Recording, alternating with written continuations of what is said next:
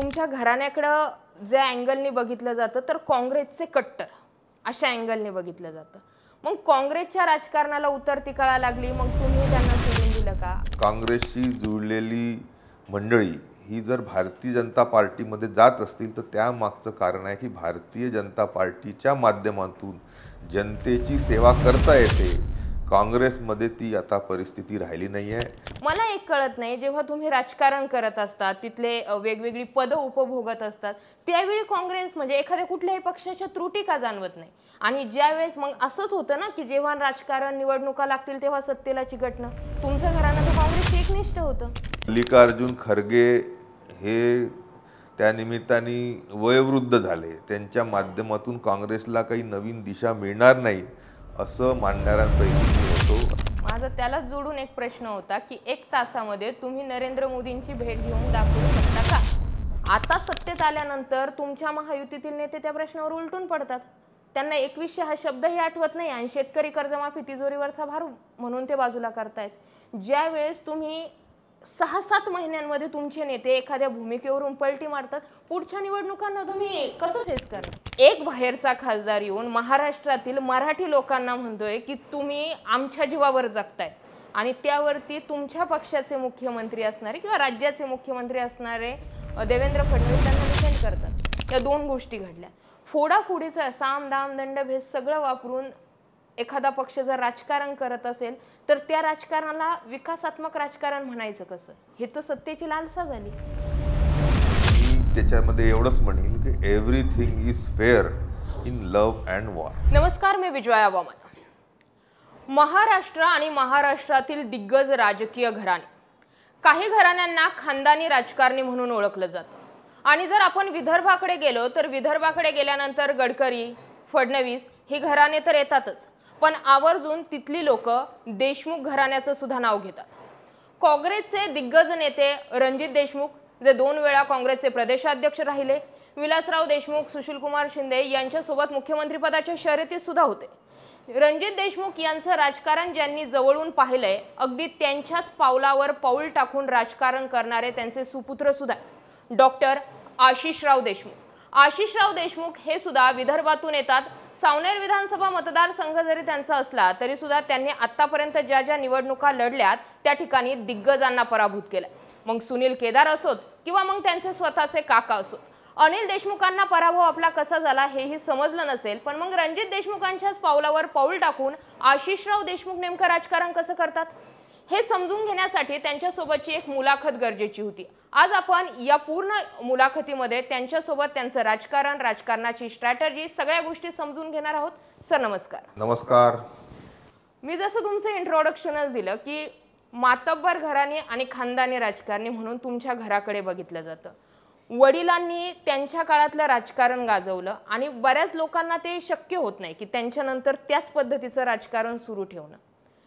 वडिलांचा असा कोणता गुण तुम्ही आत्मसात केला की दिग्गज पराभूत करत आले?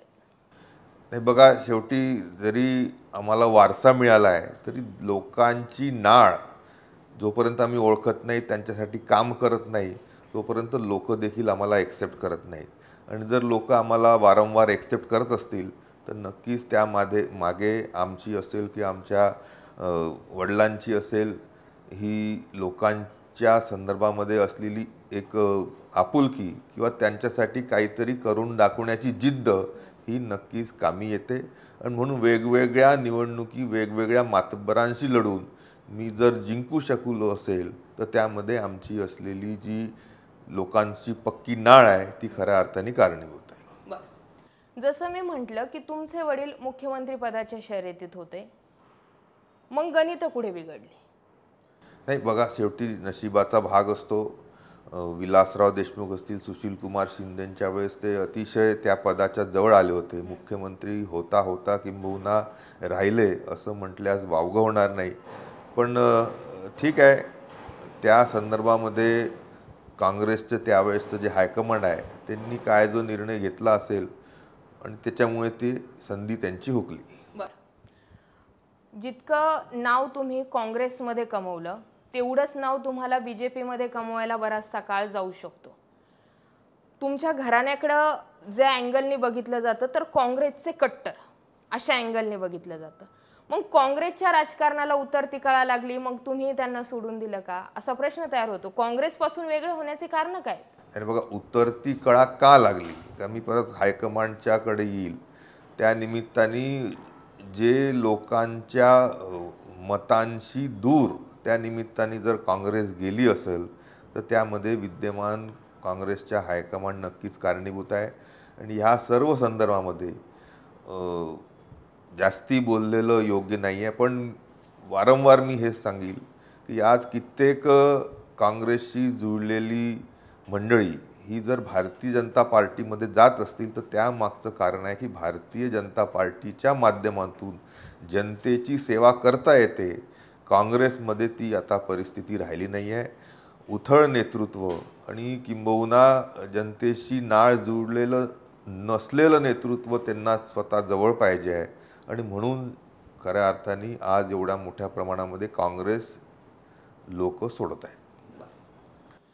लोकांनी काँग्रेस का सोडली मॅटर करत नाही, पण तुमच्या घराण्याला प्रदेशाध्यक्षपद दिलं, मंत्री केलं. तुम्ही जेव्हा जेव्हा निवडून आले तेव्हा तेव्हा काँग्रेस पक्षाची तुम्हाला साथ लाभली.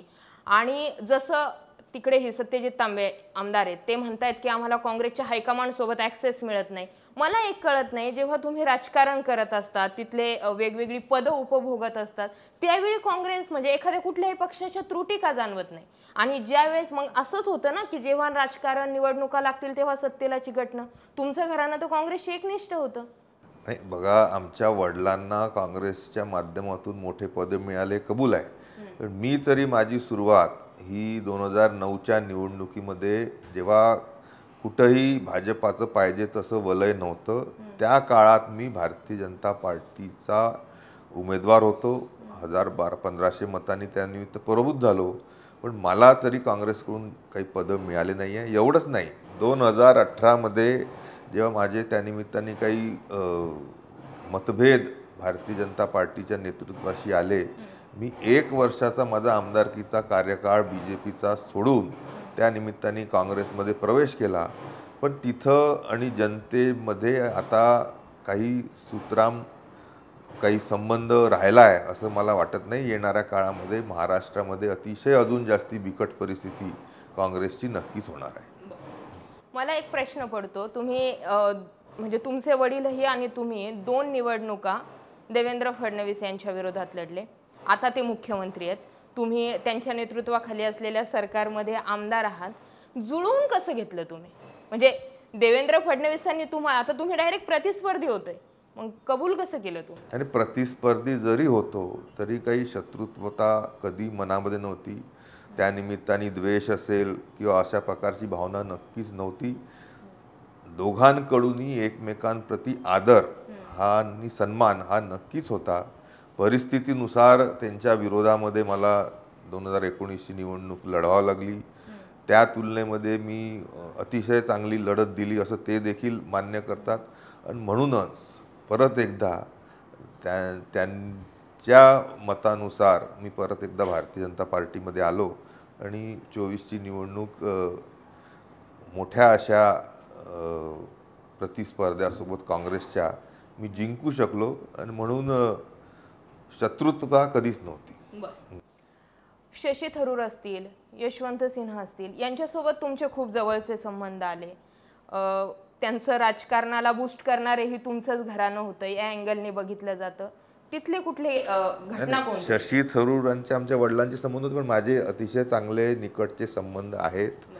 मल्लिकार्जुन खरगे हे त्या निमित्ताने वयोवृद्ध झाले, त्यांच्या माध्यमातून काँग्रेसला काही नवीन दिशा मिळणार नाही असं मानणाऱ्यांपैकी मी होतो. आणि शशी थरूरांना या देशाच्या सर्वात जुन्या पक्षाच्या काँग्रेसच्या राष्ट्रीय अध्यक्षपदासाठी लढवण्यामध्ये त्या निमित्ताने माझा थोडाफार का होईना खारीचा वाटा होता. आणि ज्या दिवशी फॉर्म भरला त्याच दिवशी नागपुरात आणून दीक्षाभूमीपासून त्यांच्या प्रचाराची सुरुवात ही आम्ही त्या निमित्ताने केली. यशवंत सिन्हा, आम्ही एका शेतकऱ्यांच्या म्हणजे इथला बेमुदत आंदोलनाला मी स्वतः बसलो होतो माझ्या काटोल मतदारसंघामध्ये 2018मध्ये. त्यांना कुठून तरी कळलं, ते स्वतः तिथे आले. त्यानंतर त्यांचे अतिशय घरोब्याचे संबंध झाले. आणि म्हणून राष्ट्रपती पदाची निवडणूक यशवंत सिन्हा यांनी लढावी हे त्यांच्या मनामध्ये आयडिया टाकणारा जर कोण होता तो आशिष देशमुख होता. त्यावेळेसचे सगळे आम्ही सर्वांनी मिळून त्यांना निवडणुकीला लढवलं. स्वाभाविकरित्या त्याचा निकाल काय लागणार होता माहिती होतं, पण राष्ट्रपती पदाच्या निवडणुकीसाठी यशवंत सिन्हांना असो किंवा काँग्रेस पक्षाच्या राष्ट्रीय अध्यक्षपदासाठी शशी थरूरांना नक्कीच लढवण्यामध्ये माझा काही ना काही वाटा होता. बरं, आम्ही ऐकलं म्हणजे जसं मी सांगितलं की आमदार सत्यजित तांबेंनी म्हटलं की कोणीही 1 तासामध्ये राहुल गांधींची भेट घेऊन दाखवावी, कितीही मोठा नेता असला तर. माझा प्रश्न असा आहे, आता तुम्ही काँग्रेस बीजेपी दोन्ही बघितले, 1 तासामध्ये तुम्ही नरेंद्र मोदींची भेट घेऊन दाखवू शकता?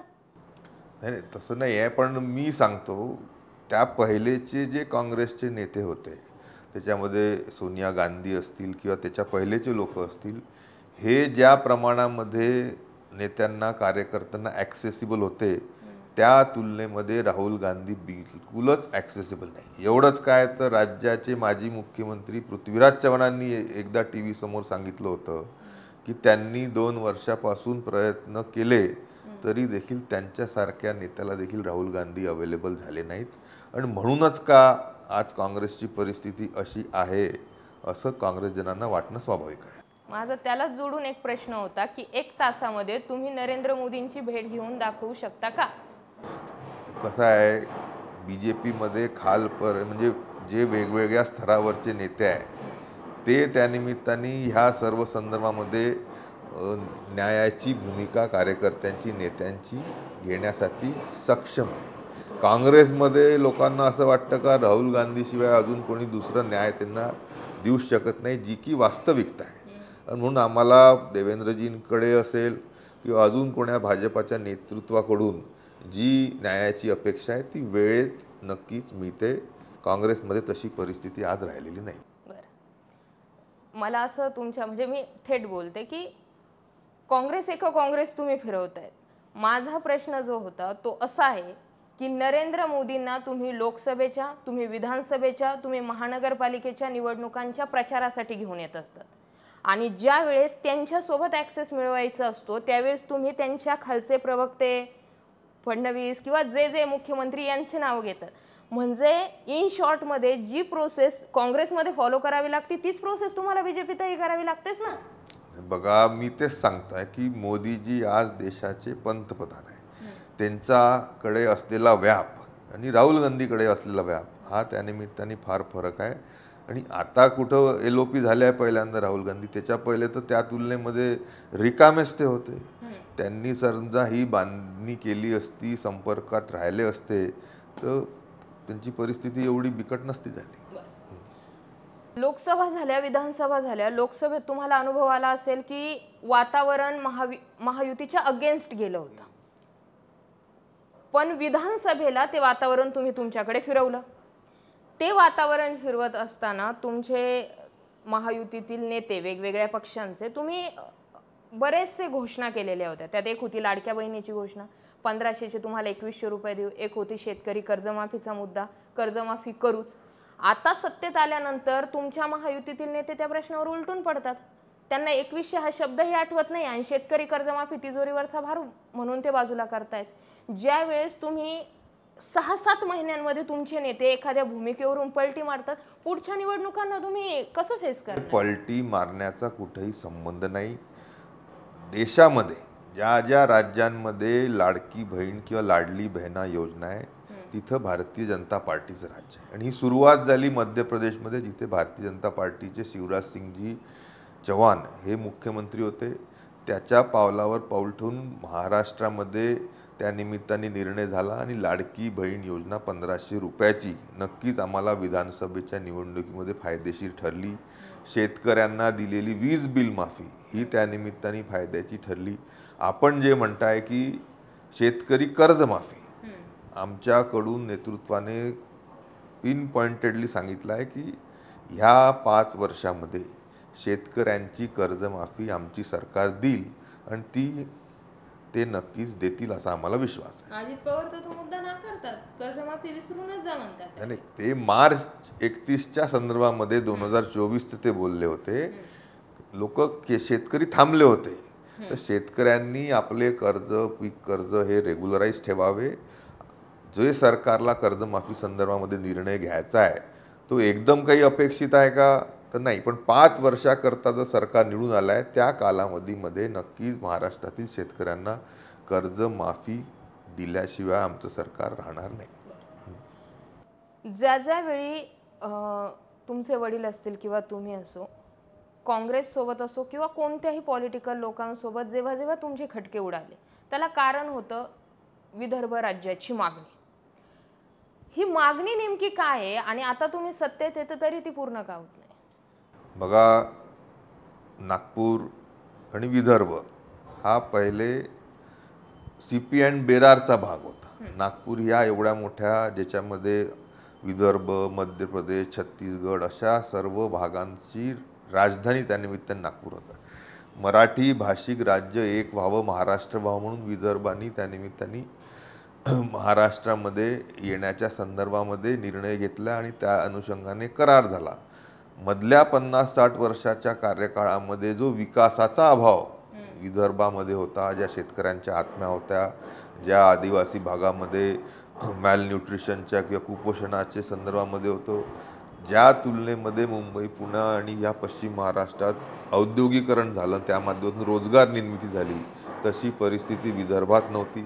जेव्हा कुठे विदर्भ हा नैसर्गिकदृष्ट्या संपन्न आहे, तिथे मिनरल वेल्थ असेल, तिथे जास्ती सुपीक जमिनीची संदर्भामध्ये असेल, पण अशा सर्व याच्यामध्ये शासनाकडून जो विविध निधी, मग ते इरिगेशनच्या संदर्भामध्ये असेल, विकासाच्या विविध विभागाच्या संदर्भामध्ये असेल, त्याला झुकतं माप दुसऱ्या भागांना देण्यात आलं.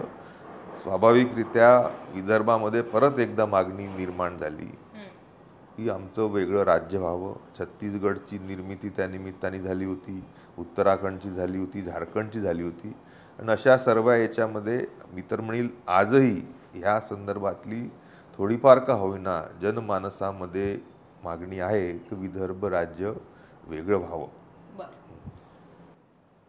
तुम्ही जसं विदर्भ राज्याची मागणी करतायत, आमच्यासारख्या लोकांना ते थोडंसं वेगळं वाटतं की का यांना वेगळी मागणी हवी. तशी तुम्ही आणखी एक स्टेटमेंट केलं होतं गेल्या काही दिवसांपूर्वी, 2-3 दिवसांपूर्वी. हिंदी सक्तीचा मुद्दा तुम्ही मागे घेतलाय का तर फक्त अधिवेशन सुरळीत चालावं. तुमच्या या स्टेटमेंटमुळे मुंबईमध्ये पुन्हा कुठलंही वातावरण घडू शकतंय. हिंदी हा विषय, नागपूर वगैरे त्या साईडकडे हिंदी जोरात चालते, पण महाराष्ट्राची ओळख जर मराठी म्हणून आहे आणि मराठीसाठी जर पावले उचलली जात आहेत, हिंदीला विरोध कुठे आहे? फक्त मराठी जपायची म्हणतायत, मग त्याला तुम्ही विरोध कसा दर्शवता? बघा, न्यू एज्युकेशन पॉलिसी आपल्या देशामध्ये लागू झाली आहे, सर्वच राज्यांनी ती स्वीकारली आहे. अशा याच्यामध्ये 10वी आणि 12वीच्या बेसिसवर आमच्या मुलांना, विद्यार्थ्यांना काही मेडिकल इंजिनिअरिंगमध्ये वगैरे ॲडमिशन मिळत नाही. मिळतात कशाच्या भरोशावर? तर एंट्रन्स एक्झामच्या भरोशावर. मग त्या नीटच्या माध्यमातून असेल का JEEच्या माध्यमातून. त्यामध्ये जर आपल्या मुलांना देश पातळीवर कॉम्पीट करायचं असेल तर त्यासाठी न्यू एज्युकेशन पॉलिसीनुसार हिंदीमध्ये, मराठीमध्ये आणि इंग्लिशमध्ये तर तीनही विषयामध्ये जर आपलं ज्ञान चांगलं असेल तर त्याच्यामध्ये नक्कीच फायदा होतो. न्यू एज्युकेशन पॉलिसीमध्ये क्रेडिट सिस्टीम आहे, क्रेडिट रेटिंग आहे, त्यामध्ये देखील 3 जर लँग्वेजेस कोणाला येत असतील तर नक्कीच चांगली गोष्ट आहे.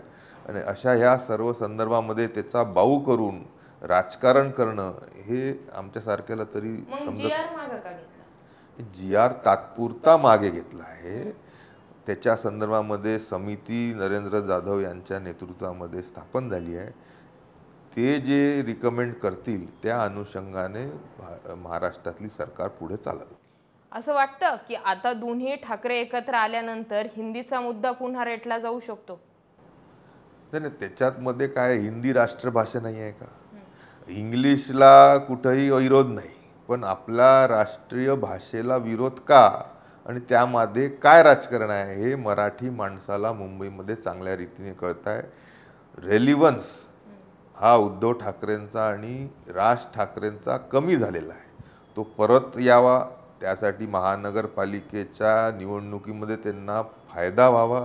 ह्याच्या पलीकडे ठाकरे बंधूंचं ह्या मराठीच्या नावावर एकत्रित येण्यामध्ये अजून काही दुसरं कारण आहे असं वाटत नाही. म्हणून मराठी जन हे मला 100% खात्री आहे राष्ट्रीय प्रवाहामध्ये राहतील, भारतीय जनता पार्टीसोबत मुंबईमध्ये नक्कीच राहतील. तुम्ही बोलता बोलता म्हणले हिंदी ही आपली राष्ट्रीय भाषा आहे. नाही आहे हिंदी आपली राष्ट्रीय भाषा. आपली राष्ट्रीय भाषा तशी कुठलीच नाही आहे. नाही बघा, आपल्याला कोणत्याही तुम्ही बोलत असताना जर कोणाला मराठी येत नाही तर तुम्ही डायरेक्ट इंग्लिश बोलता का? नाही, पहिले आपण हिंदीतून त्याला समजवण्याचा प्रयत्न करतो. ह्या देशाच्या सर्वात जास्तिक राज्यामध्ये की भूभागामध्ये जर कोणची एक भाषा सर्व लोकांना कॉमन समजत असेल तर ती नक्कीच हिंदी आहे. अजूनही इंग्लिश त्या प्रमाणामध्ये आपल्या देशामध्ये रुजलेली नाही. आणि म्हणून महाराष्ट्रातील लोकांना, मराठी जनांना का होईना, हिंदीचं थोडंफार का ज्ञान मिळालं तर ते त्यांच्या भल्यासाठी आहे, हितासाठी आहे, चांगल्यासाठी. आता ह्या मुद्द्यावर जर आपण डिबेट सुरू केली ती संपणार नाही. पण ठीक आहे, तुमच्या पक्षाचे म्हणजे इथले नसले तरी बाहेरचे BJPचे खासदार दुबे म्हणतात की मराठी माणूस आमच्या जीवावर जगतो, आम्हीच त्यांना थोडक्यात पोचतोय, असा त्यांचा म्हणण्याचा अर्थ होता. त्यावरती तुमच्या पक्षाचे मुख्यमंत्री त्यांना डिफेंड करतात की नाही, ते असं म्हणत होते की ते एका ठराविक संघटनेबाबत बोलत होते, ते सरसकट मराठीबाबत बोलत नव्हते. एक बाहेरचा खासदार येऊन महाराष्ट्रातील मराठी लोकांना म्हणतोय की तुम्ही आमच्या जीवावर जगताय, आणि त्यावरती तुमच्या पक्षाचे मुख्यमंत्री असणारे किंवा राज्याचे मुख्यमंत्री असणारे देवेंद्र फडणवीस त्यांना डिफेंड करतात. हा कुठला रोल? डिफेंड करण्याचा प्रयत्न नाही. खासदार निशिकांत दुबे यांच्या ह्या वक्तव्याचं मी देखील निषेध करतो. महाराष्ट्र किंवा महाराष्ट्रातले मराठी लोक हे खऱ्या अर्थाने आताच परवाच आपण देशाच्या चीफ जस्टिस ऑफ इंडिया न्यायाधीश भूषण गवई यांचा विधानसभेमध्ये सत्कार घेतला. आज त्यानिमित्ताने जे म्हणजे महाराष्ट्राचा एक व्यक्ती हा देशाच्या सुप्रीम कोर्टाचा चीफ जस्टिस होतो, त्यामध्येच मराठी माणसाचं आणि महाराष्ट्रातील लोकांचं प्रभुत्व हे देशातील लोकांना कळलेलं असेल. म्हणून त्या संदर्भामध्ये अजून काही बोलावं असं नक्कीच नाही. प्रत्येक क्षेत्रामध्ये मराठी माणूस हा नक्कीच मोठा आहे, मोठा झालेला आपण पाहिला आहे, हे मी त्या निमित्ताने सांगतो. एकीकडे म्हणजे आता तुम्ही देशाचाही तख्त राखतो महाराष्ट्र माझा, हे त्यानिमित्ताने न्यायाधीश भूषण गवई यांच्या माध्यमातून दिसला. एकीकडे तुम्ही म्हणजे सुशिक्षित कॅन्डिडेट म्हणून तुमच्याकडे पाहिलं जातं, वेल एज्युकेटेड आहे तुम्ही. हिंदी, इंग्लिश, मराठी का गरजेची याला एकदम व्यवस्थित तुम्ही त्या मुद्द्याला टॅकल करतायत. मग प्रश्न असा पडतो की एकीकडे तुम्ही म्हणतात महाराष्ट्राला एज्युकेशन पॉलिसीमध्ये आणायचं नाही आहे का, जे नवनवीन अपडेट्स होत, आणि दुसरीकडे प्रत्येक निवडणुका लागल्या की तुमचा मुद्दा येतो हिंदुत्व, म्हणजे तुमचा म्हणण्यापेक्षा तुमच्या पक्षाचा मुद्दा येतो हिंदुत्व, हिंदू विरोधी मुस्लिम, कधी औरंगजेबाची कबर. दरवेळेचं अधिवेशन या मुद्द्यांवरती तुम्ही गोल गोल गोल गोल म्हणजे तुमचा पक्ष फिरवतो असे आरोप होतात. काय खरं काय खोटं? नाही, मोदीजींचा सबका साथ, सबका विकास, सबका विश्वास हा त्यानिमित्ताने मूल मंत्र जो आहे त्याच्यावर केंद्र व राज्याचं सरकार चालतं. ह्या सर्व संदर्भामध्ये आज आंतरराष्ट्रीय पातळीवर त्या निमित्ताने राईट विंग हा जनमानसामध्ये प्रभावी विचार आहे असं म्हटल्यास खऱ्या अर्थाने वावगं होणार नाही. ज्या पद्धतीचा जिहादी एक कार्यकाळ मागच्या काळामध्ये गेला, मग ते अमेरिकेच्या वर्ल्ड टॉवरवर हमले असतील, ओसामा बिन लादेनचा उदय असेल, सर्वच देशामध्ये जसं जसं घडलं त्याचा प्रभाव भारतीय मानसिकतेवरही नक्कीच आहे. आणि अशा सर्व याच्यामध्ये तुमचं जे आरोप आहे तो नक्की नाही आहे. विकासाच्या संदर्भामध्ये सर्व लोकांना एक समजून आज दोनही सरकार केंद्रातलं महाराष्ट्रातलं काम करत आहेत. आणखी एक माझा प्रश्न, तुम्ही मधल्या काळामध्ये बऱ्याचशा शेतकऱ्यांना घेऊन नाशिकमध्ये गेले होते, काय विषय होता तो? आणि बघा, स्वाभाविकरित्या विदर्भातील आत्महत्या, विदर्भामध्ये विकासाच्या दृष्टीने कृषी क्षेत्राला समोर नेणं, त्या माध्यमातून शेतकऱ्यांचं भलं करणं, ह्या संदर्भामध्ये आमचा तो अभ्यास वर्ग होता.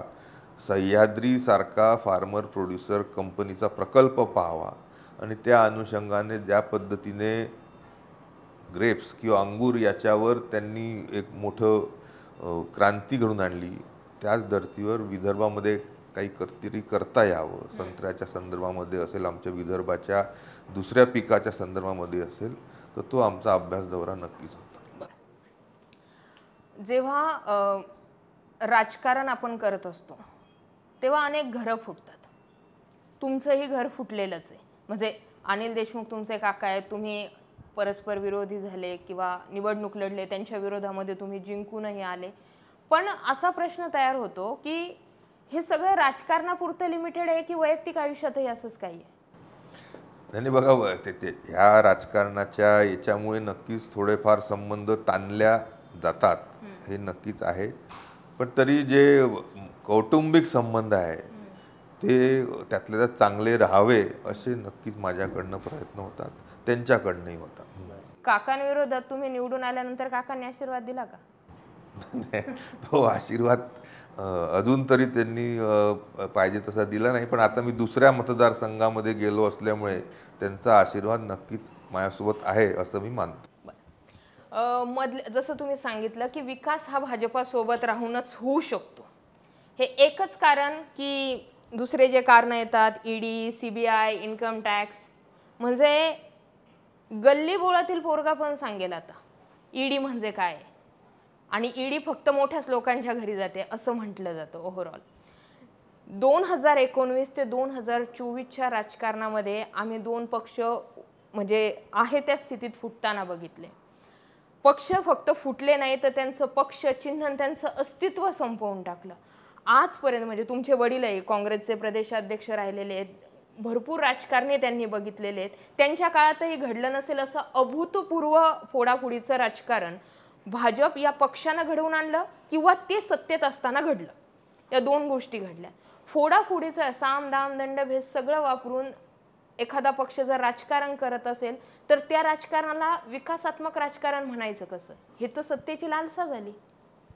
मी त्याच्यामध्ये एवढंच म्हणेल की everything is fair in love and war.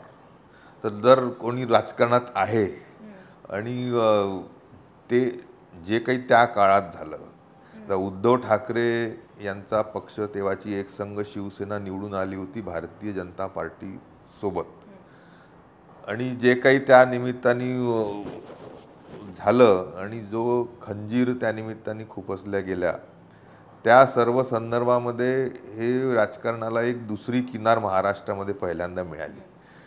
आणि म्हणजे ज्या पातळीचं राजकारण झालं ते जर नसतं झालं तर चांगलं झालं असतं. पण त्याची सुरुवात मी त्या निमित्ताने सांगितली की ही खंजीर खुपसण्याने झाली. स्वाभाविकरित्या उद्धव ठाकरेंनी देवेंद्र फडणवीसांच्या पाठीत खंजीर खुपसला. ही वास्तविकता 2019च्या निवडणुकीनंतर महाराष्ट्राने पाहिली. आणि मग त्या संदर्भामध्ये ते जे वाढत गेलं, मला वाटतं की आता हे सगळं स्थिर स्थावर झालं आहे. आणि परत एकदा पुरागामी महाराष्ट्राचं जे राजकारण 70 वर्षामध्ये जनतेने व देशाने अनुभवलं त्या पद्धतीचं आज सत्ताधारी आणि विरोधकांचं राजकारण चालू आहे. याचे पडसाद जे तुम्ही सगळं बोलले त्याचे आता खालपर्यंत आहे. कोणी एखादा जर गावातला विरोधक असेल तर त्याचा प्रतिस्पर्धी म्हणतो की त्याला चांगली हे करा. पण हे म्हणजे ही जी संस्कृती आहे ही महाराष्ट्राला अभिप्रेत नाही आहे. आणि मला वाटतं की आता सगळं स्थिर स्थावर झालं आहे आणि ह्यानंतर महाराष्ट्रामध्ये जी राजकारणी संस्कृती अभिप्रेत आहे तशीच चालेल. तुम्ही म्हटले everything is fair love and war. तुम्ही जेव्हा निवडणुकांचा प्रचार करत असतात त्यावेळी, म्हणजे तुम्ही म्हणण्यापेक्षा मी ऑल ओव्हर पक्षाबद्दल बोलते, तुम्ही एखाद्याचे पाय धरायलाही कमी पडत नाही. आम्ही शरद पवारांची पावसातली सभा बघितली, आम्ही राहुल गांधींची पदयात्रा बघितली, आम्ही देवेंद्र फडणवीसांचे कटेंगे तो बटेंगे बघितलंय. प्रचारादरम्यान तुम्ही सगळ्या अँगलने लोकांना एकतर भावनिक करता किंवा एकतर ॲग्रेसिव्ह करता. लोकांच्या भावनांना त्यावेळेसाठी पूर्ण तुम्ही असं म्हणता येईल की बुमरँग केलेलं असतं. आणि ते सगळं झाल्यानंतर ज्यावेळेस सगळ्या भूमिका बदलताना दिसतात, तुम्ही सांगा 2019ला राष्ट्रवादीच्या विरोधात तर तुम्ही होते, ठाकरेंचं सोडून द्या, तुमचा पक्ष तर राष्ट्रवादीच्या विरोधात होता. तो पक्ष 2023ला सत्तेत येऊन बसलाय. लोक अजूनही शॉकमध्ये आहेत काय सुरू आहे म्हणून. मग तिथे काय आहे, इथे पाठीत खंजीर खुपसण्याच्या गोष्टी होत्या. बाळासाहेब ठाकरे आणि बीजेपीची म्हणजे वाजपेयी वगैरे असतानाची जी स्ट्रॅटेजी ठरली होती, दिल्लीत तुम्ही महाराष्ट्रात आम्ही, लहान मोठा भाऊ, इथपर्यंतच होतं. शेवटी एकनाथ शिंदेंना सोबत घेऊन तुम्ही काय केलं? त्यांना मुख्यमंत्रीच केलं ना. मग एकट्या उद्धव ठाकरेंचा एक गट फोडणं ओके, तुम्ही अख्खा पक्ष चिन्ह घेऊन आले. नाही, आम्ही घेऊन आल्यापेक्षा त्यांच्या पक्षामध्ये फूट पडली. मग ती एकनाथ शिंदेच्या नेतृत्वामध्ये बहुतांश तुथटपेक्षा जास्ती आमदार येणं असो, किंवा शरद पवारांच्या विरोधामध्ये अजित पवारांच्या सोबत राष्ट्रवादी पक्षाचे तुथडपेक्षा जास्ती आमदार येणं असो, हा त्यांचा संविधानिक अधिकार होता. आणि तुथडपेक्षा जास्ती असल्यामुळे त्यांना वेगळा गट करता आला, वेगळा किंबहुना तो पक्ष हा एकनाथ शिंदेंना आणि अजित पवारांना त्यानिमित्ताने तांत्रिकदृष्ट्या मिळालेला आहे असं म्हटल्यास वावगं होणार नाही.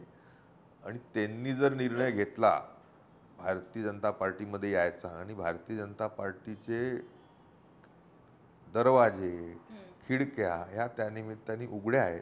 शेवटी आम्हाला देशातलाच नव्हे तर जगातला एक नंबरचा पक्ष करायचा जग ठीक आहे.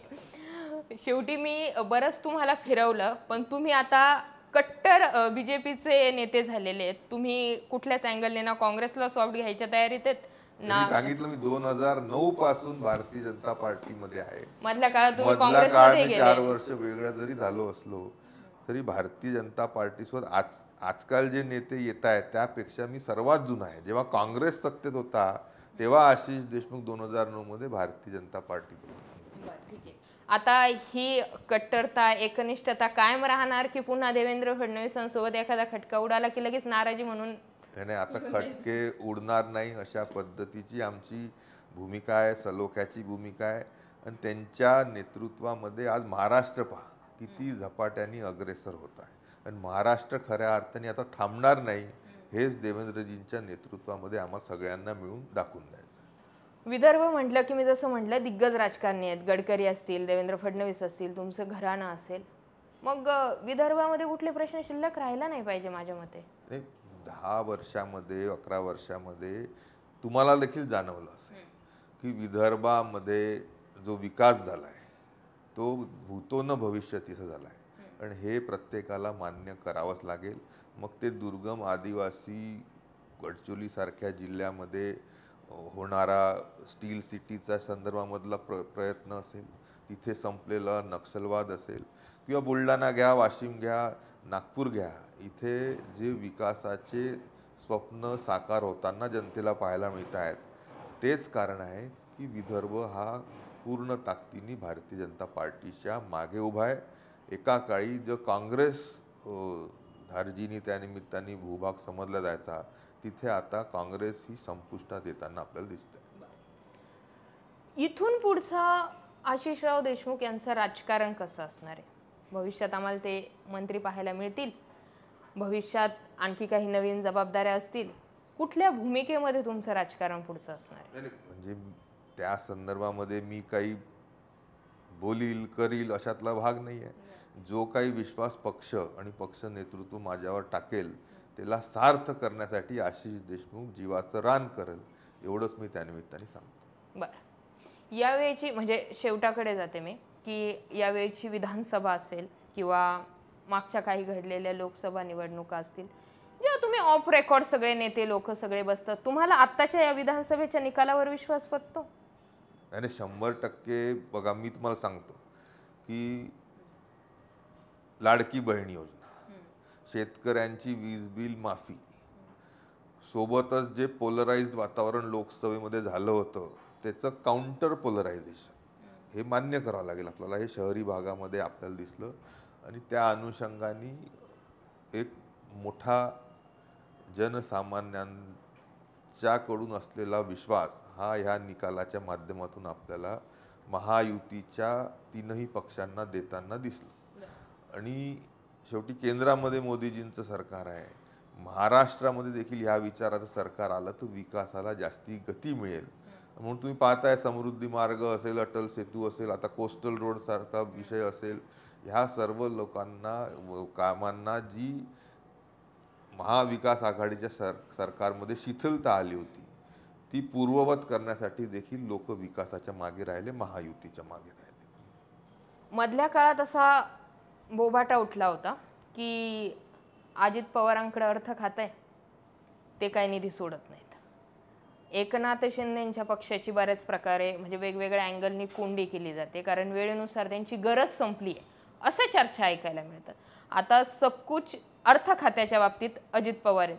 तुम्हाला असा काही अनुभव आला का की अजित पवार आम्हाला निधी, कारण मधल्या काळात आम्ही ऐकलं होतं की ही तक्रार बीजेपीच्याच आमदारांनी अमित शहांकडे सुद्धा केली की निधीच मिळत नाहीये.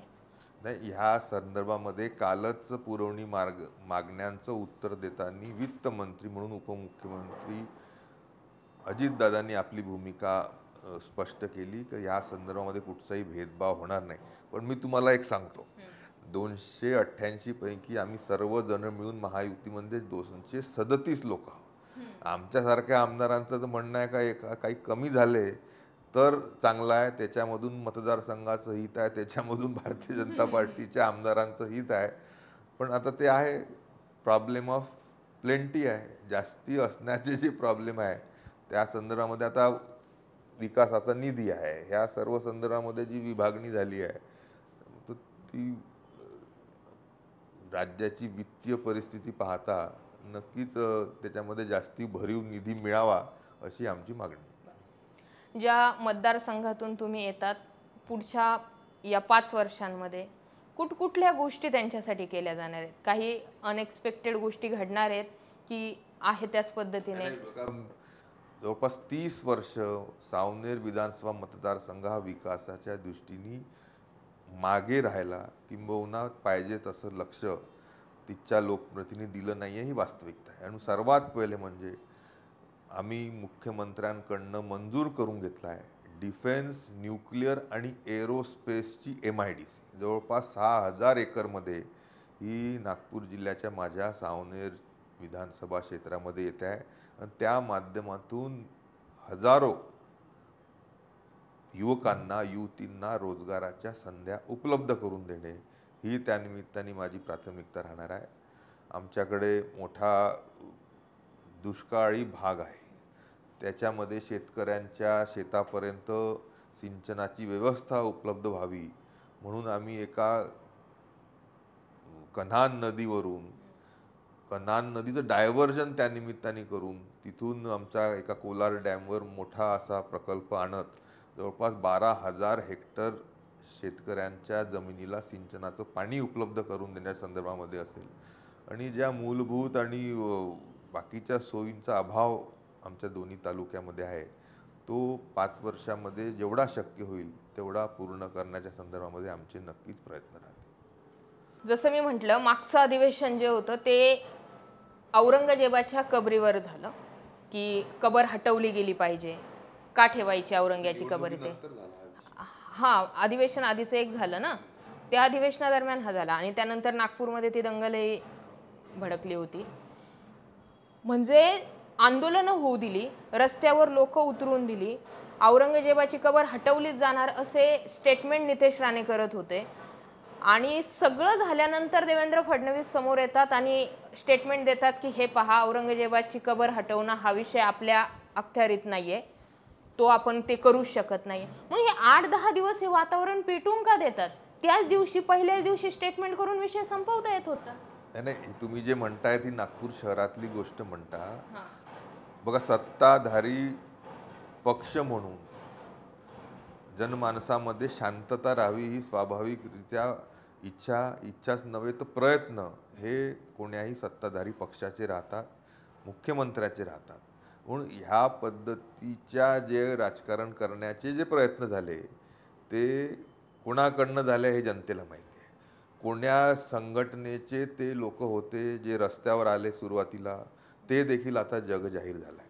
आणि नितेश राणेंच्या संदर्भामध्ये जे आपण बोललो ते मुख्यमंत्र्यांनी त्यांचे कान टोचले आहे. मंत्र्यांनी अशा प्रकारचे वक्तव्य करू नये असं सन्मान्य देवेंद्रजींनी तेव्हाच ठणकावून सांगितलं आहे. आणि म्हणून मुख्यमंत्र्यांनी ही सर्व दंगल शांत व्हावी यासाठी आटोक्याचे प्रयत्न केले. आणि मला वाटतं की ASI यांच्याकडे हा कबरीचा विषय आहे, तो केंद्र सरकारच्या अखत्यारीत आहे. म्हणून महाराष्ट्र त्या संदर्भामध्ये काही करू शकेल अशी परिस्थिती आज तुम्हाला माहिती आहे की हेरिटेज प्रॉपर्टी असो किंवा ज्या ह्या पुरातत्व विभागाच्या ज्या प्रॉपर्टीज आहेत किंवा जे आपले सर्व जे जुन्या गोष्टी आहेत त्यांच्यावर अधिकार हा केंद्र सरकारचा असतो. म्हणून त्या संदर्भामध्ये हटवण्याच्या संदर्भामध्ये काय जो निर्णय आहे तो महाराष्ट्र सरकार घेऊच शकत नाही. तर आज आपण जितके प्रश्न आपल्याला फिरवता येण्यासारखे होते ते सगळे फिरवले. पण मी जसं म्हटलं की एखादा व्यक्ती खानदानी राजकारणी असतो, त्यांना ते शब्द कुठे, किती आणि कधी वापरायचे याची पुरेपूर माहिती असते. अगदी अशीच उत्तरं जे आहेत ते आपल्याला डॉक्टर आशिषराव देशमुख यांच्याकडून मिळालेले आहेत. भविष्यामध्ये त्यांचं राजकारण सुद्धा पाहण्यासारखं असणार आहे. आम्हाला ही विदर्भाची एक बाजू बघता आली आणि एका म्हणजे जे आमदार आहेत त्या आमदारांना नेमकं सध्याच्या स्थितीवर काय वाटतं हे समजून घेण्यासाठी आजची ही मुलाखत खरंच खूप महत्त्वाची होती. तुम्ही वेळ दिला त्याबद्दल धन्यवाद. खूप खूप धन्यवाद ताई. थँक्यू. धन्यवाद.